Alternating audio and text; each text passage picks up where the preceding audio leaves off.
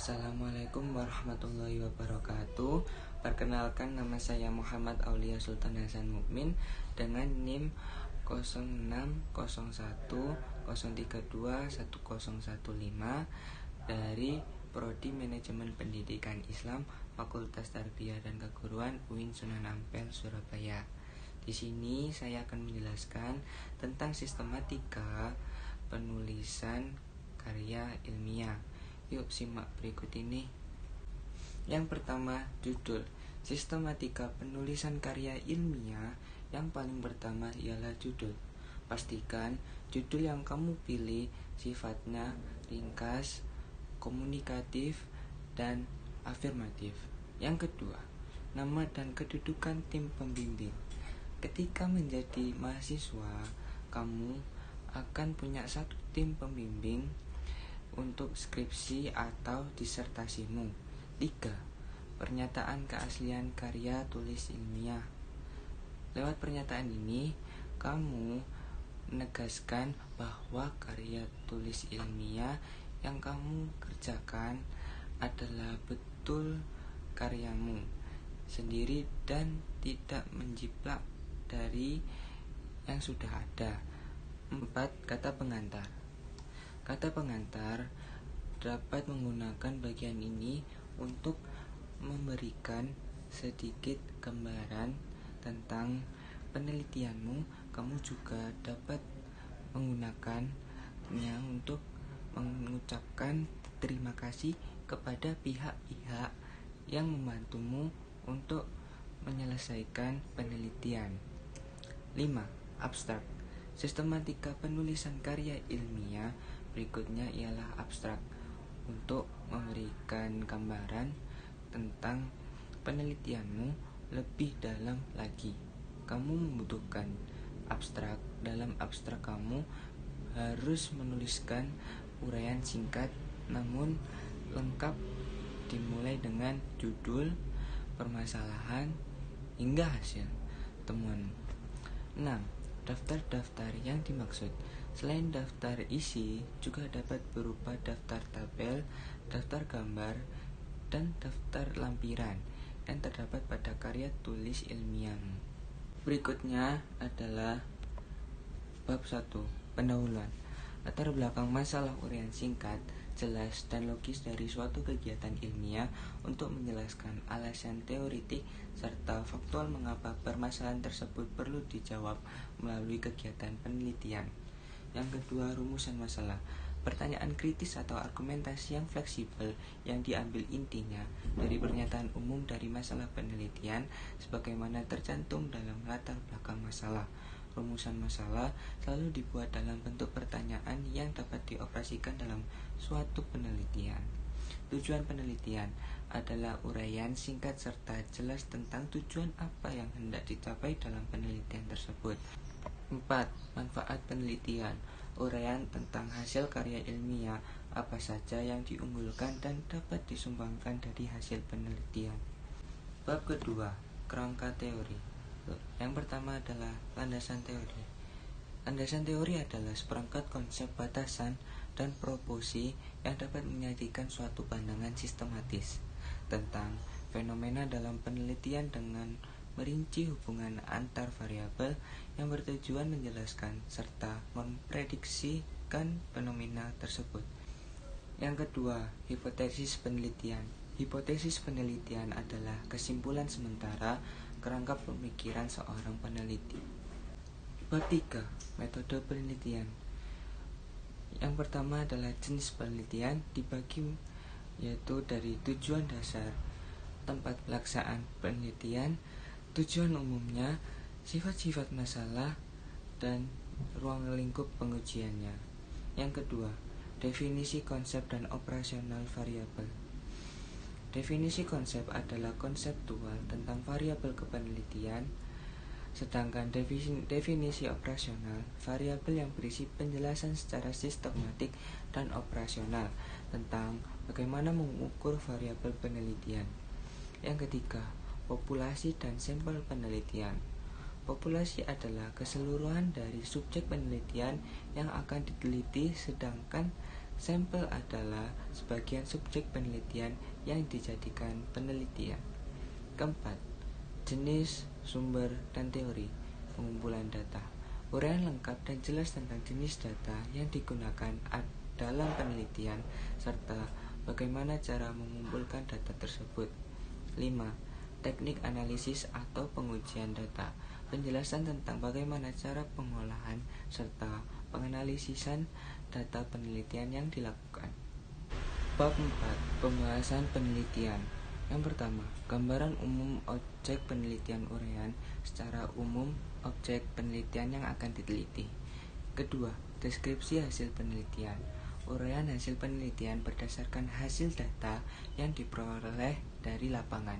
Yang ketiga, pengujian hipotesis. Uraian pemaparan data yang diperoleh dari lapangan penelitian untuk menguji apakah data yang didapat itu mendukung hipotesis yang ada atau tidak. Jika mendukung berarti diterima, jika tidak berarti sebaliknya. Yang keempat, interpelasi hasil pengujian hipotesis. Setelah kesimpulan dan rekomendasi, terdapat daftar pustaka. Untuk menghindari plagiarisme, jangan lupa cantumkan daftar pustaka. Berikutnya adalah lampiran.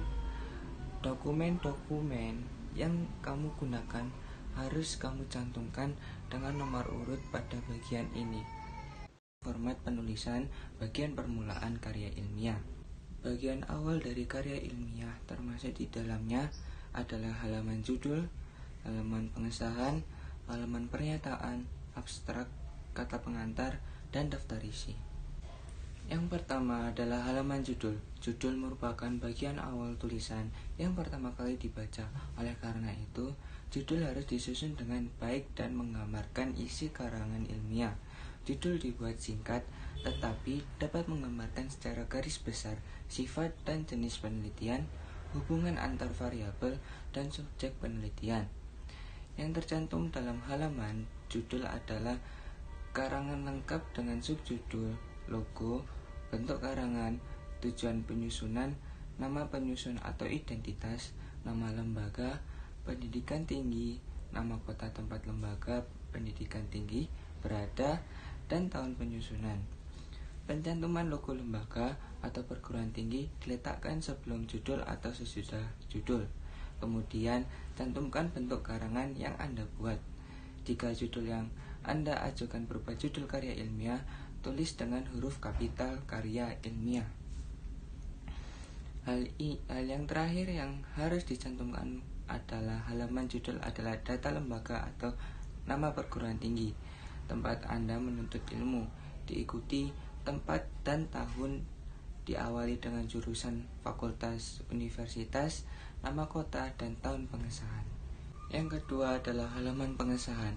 Lembar persetujuan merupakan lembar berisi pernyataan atau persetujuan dari pihak terkait mengenai sah atau tidaknya laporan yang dibuat oleh seorang penulis.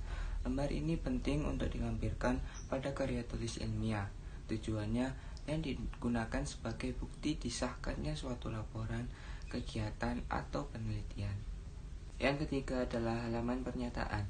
Halaman pernyataan merupakan salah satu hal penting bagi mahasiswa, di mana mereka harus menandatangani dan memberi tanggal deklarasi tertulis sebagai bentuk konfirmasi atas karya tulis yang telah dibuat. Pernyataan ini dibuat dengan tujuan untuk menghindari plagiarisme dan membiarkan mahasiswa mencapai pengakuan untuk pekerjaan mereka.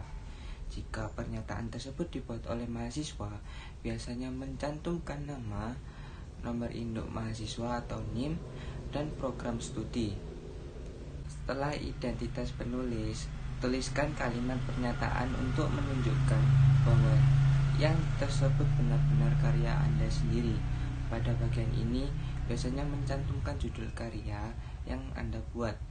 Dalam lembar pernyataan keaslian, juga harus mencantumkan nama, tempat, dan tanggal pembuatan pernyataan. Yang keempat adalah abstrak. Abstrak adalah ringkasan singkat dari sebuah karya ilmiah yang memuat poin-poin penting dari topik pembahasannya. Dengan kata lain, abstrak merupakan pemadatan dari pembahasan dalam sebuah karya ilmiah. Yang kelima, kata pengantar. Kata pengantar merupakan salah satu bagian awal pendahuluan dari sebuah karya ilmiah.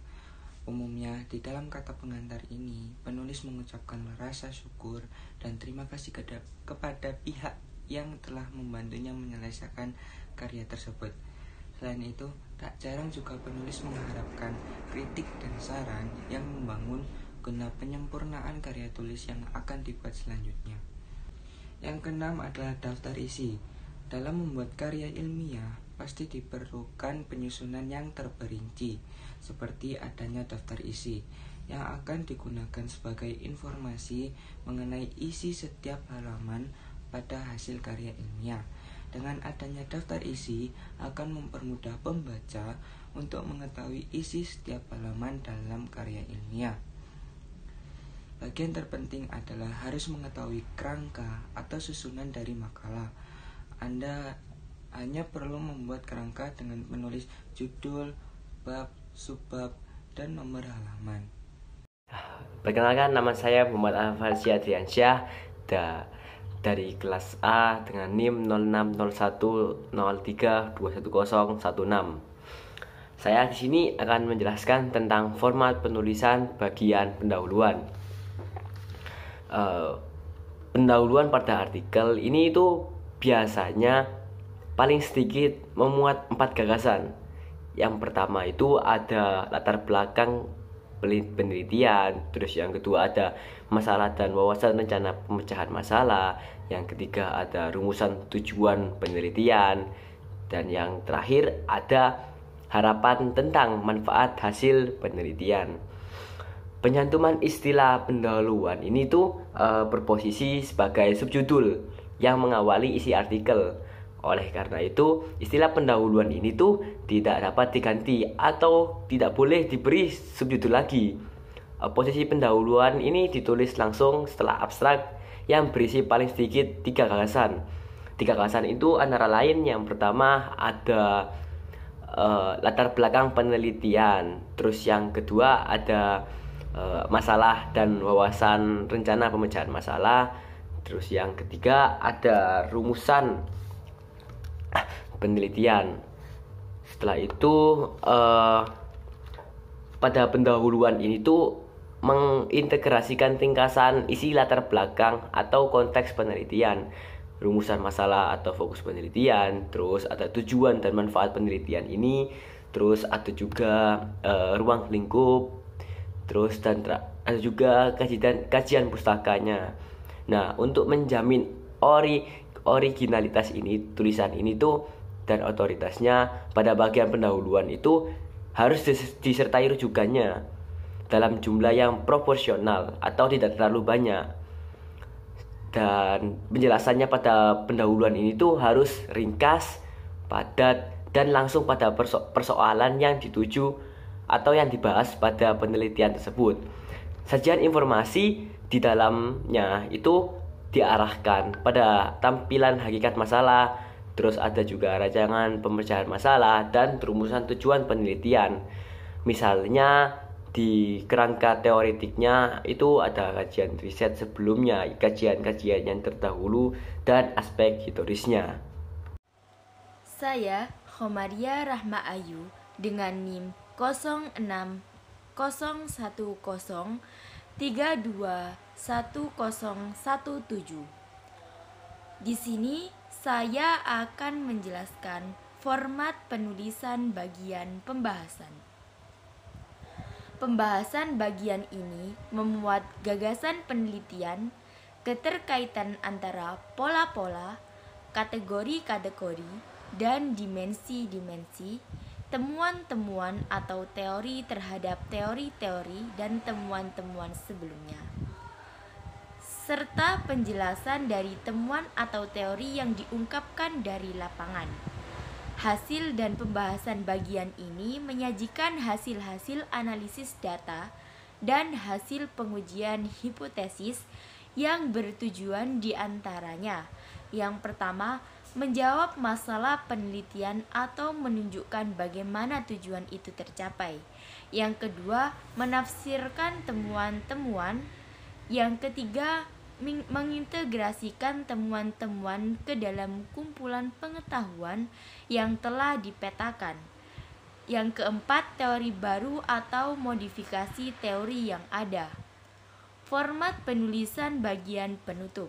Bagian akhir dari sebuah karya ilmiah adalah kesimpulan dan saran.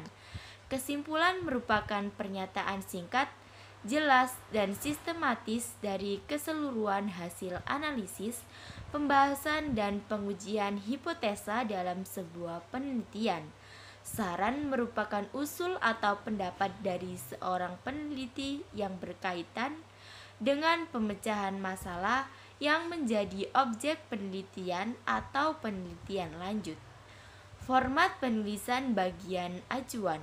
Bagian dari karya ilmiah yaitu daftar pustaka. Daftar pustaka merupakan daftar yang berupa buku yang isinya dikutip dan sumber referensi dalam karya ilmiah. Daftar pustaka ini dapat dijadikan acuan dalam karya ilmiah yang dapat memperkuat gagasan dan pemikiran penulis.